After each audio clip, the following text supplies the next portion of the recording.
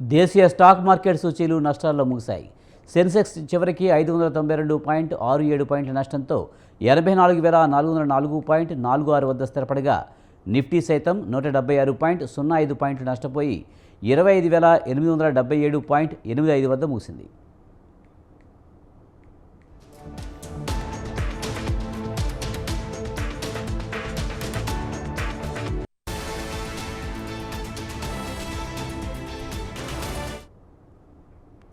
సెన్సెక్స్ 30 సూచీలో Bharti Airtel, Power Grid Corporation, Tech Mahindra, Infosys, Bajaj Finance షేర్లు ప్రధానంగా నష్టపోయాయి.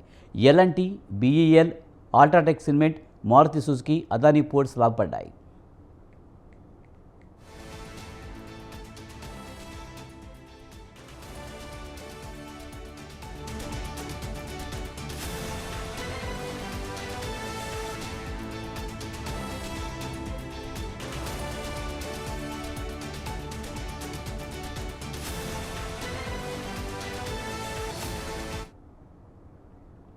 మార్కెట్ అంచనాలకు అనుగుణంగానే అమెరికా ఫెడరల్ రిజర్వ్ కీలక వడ్డీ రేట్లలో 0.5% కోత విధించింది.